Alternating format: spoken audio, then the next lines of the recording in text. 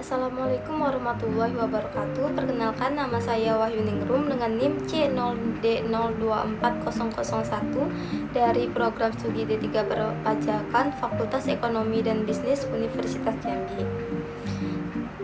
Jadi di sini saya akan menjelaskan sedikit mengenai pemotongan PPh pasal 24. Latar belakang PPh pasal 24. Pasal 24 Undang-Undang Pajak Penghasilan mengatur pengkreditan pajak luar negeri yang diterapkan untuk mencegah terjadinya pajak berganda atas penghasilan yang sama. Nah, ketentuan ini menjadi penting karena semakin banyak wajib pajak dalam negeri yang memperoleh penghasilan dari luar negeri. Nah, melalui penerapan aturan ini, pemerintah berupaya menciptakan sistem perpajakan yang adil, transparan, dan memberikan kepastian hukum bagi wajib pajak serta mendorong iklim investasi yang sehat. Nah, apa sih PPh pasal 24 itu? Jadi, PPh pasal 24 diatur dalam Undang-Undang Nomor 36 Tahun 2008 tentang pajak penghasilan dan Peraturan Menteri Keuangan Nomor 192 PMK 03 2018. Nah, ketentuan ini menjelaskan bahwa pajak yang dibayar di luar negeri atas penghasilan wajib pajak dalam negeri dapat dikreditkan terhadap pajak terutang di Indonesia. Tujuannya yang pertama untuk mencegah pajak berganda atau double taxation. Yang kedua itu menegakkan asas worldwide income atau semua penghasilan wajib dilaporkan, dan yang terakhir itu memberikan keadilan dan kepastian hukum bagi wajib pajak. Selanjutnya ada subjek dan objek PPh pasal 24. Subjek pajaknya yaitu wajib pajak dalam negeri, baik orang pribadi maupun badan yang menerima penghasilan dari luar negeri. Nah, objek pajaknya itu penghasilan berupa dividen, bunga, royalti, sewa, laba usaha, atau keuntungan dari pengalihan harta, serta penghasilan dari bentuk usaha tetap di luar negeri. Penggabungan penghasilan luar negeri. Penghasilan luar negeri itu digabungkan dengan penghasilan dalam negeri pada tahun pajak yang sama, agar seluruh penghasilan wajib pajak dapat dihitung secara menyeluruh dalam satu periode. Dengan metode penggabungannya yaitu ada 3. Yang pertama ada accrual basis, yaitu penghasilan usaha diakui saat diperoleh meskipun belum diterima. Yang kedua itu ada cash basis, yaitu penghasilan lain diakui saat benar-benar diterima. Dan yang terakhir itu ada dividen, diakui pada saat penetapan hasil RUP sesuai keputusan Menteri Keuangan. Selanjutnya ada batas maksimum kredit pajak. Batas maksimum kredit pajak luar negeri dilakukan berdasarkan nilai terendah dari yang pertama itu pajak yang dibayar di luar negeri, yang kedua itu ada proporsi penghasilan luar negeri terhadap total penghasilan kena pajak, dan yang ketiga itu pajak terutang atas seluruh penghasilan kena pajak. Nah, ketentuan ini bertujuan agar jumlah pajak yang dikreditkan tidak melebihi kewajiban sebenarnya. Nah, berapa batas maksimum kredit pajak untuk setiap negara?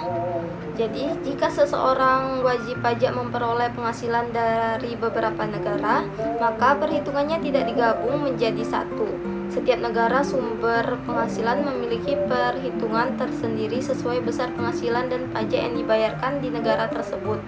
Nah, tujuan dari aturan ini adalah agar perhitungan pajak dilakukan secara adil dan seimbang.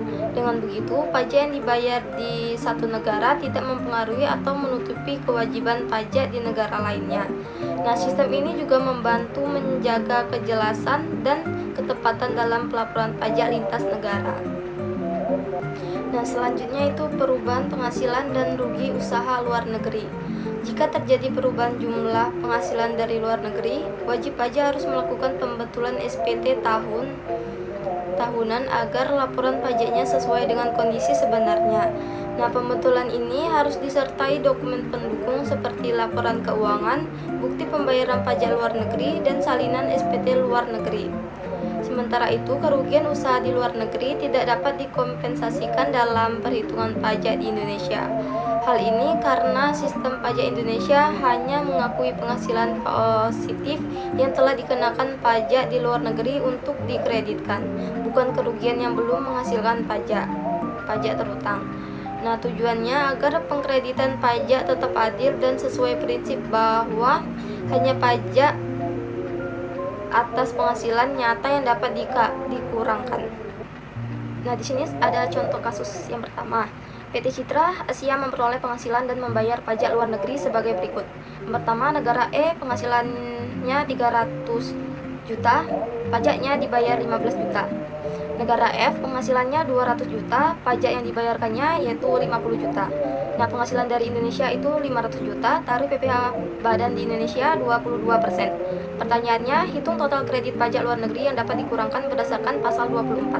Berikut penjelasan jawaban dari kasus yang pertama, yaitu yang pertama ada total penghasilannya itu dijumlahkan semuanya dari 300 juta ditambah 200 juta ditambah 500 juta sama dengan 1 miliar. Nah, PPh terutangnya sama dengan 22% dikali 1 miliar sama dengan 220 juta. Yang kedua itu menghitung batas maksimum kredit pajak per negara. Nah, negara E ini 220 juta dikali dengan 300 juta dibagi 1 miliar sama dengan 66 juta. Negara F itu 220 juta dikali dengan 200 juta dibagi dengan 1 miliar sama dengan 44 juta. Dan yang ketiga itu bandingkan. Negara E itu pajaknya dibayar. Dan yang ketiga itu bandingkan negara E pajaknya dibayar 15 juta, kredit diakuinya 15 juta. Negara F pajak dibayarnya 50 juta, kredit diakuinya 44 juta. Nah, total kredit pajak luar negeri yang dapat dikurangkan yaitu 15 juta ditambah dengan 44 juta sama dengan 59 juta. Kasus yang kedua, diketahui PT Indosteel memiliki cabang usaha di negara G yang menghasilkan laba sebesar 800 juta pada tahun 2024. Nah, di negara G ini perusahaan telah membayar pajak sebesar 30% yaitu 240 juta. Di Indonesia, PT Indosteel memperoleh penghasilan sebesar 2 miliar 200 juta. Tarif PPh badan di Indonesianya adalah 22%. Yang ditanyakan berapakah batas maksimum kredit pajak luar negeri yang dapat dikurangkan dari pajak terutang di Indonesia berdasarkan pasal 24 Undang-Undang PPh. Berikut penjelasan jawaban dari kasus yang kedua. Yang pertama itu hitung total penghasilannya. Penghasilan dalam negeri dijumlahkan dengan penghasilan luar negeri.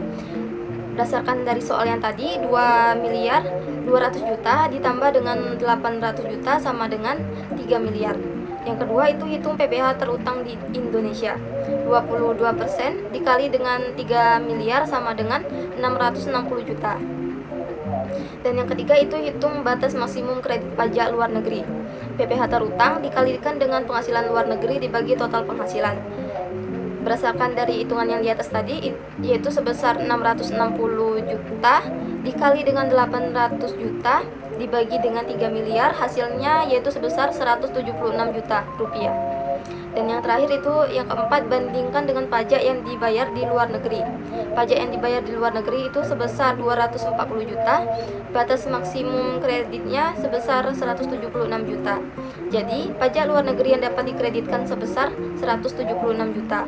Nah, sisanya 60 juta itu tidak dapat dikreditkan atau dikembalikan.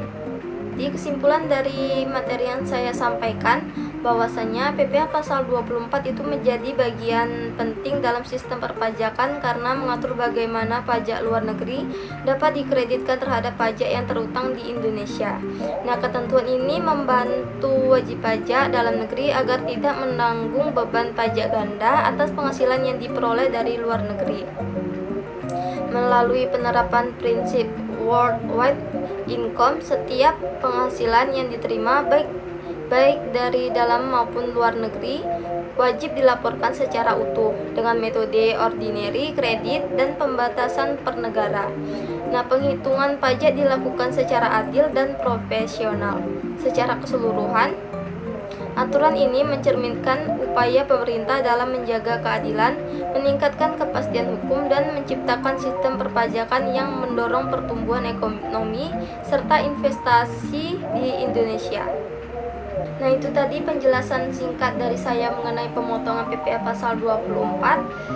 Semoga bermanfaat. Mohon maaf jika ada kesalahan kata. Saya akhiri. Wassalamualaikum warahmatullahi wabarakatuh.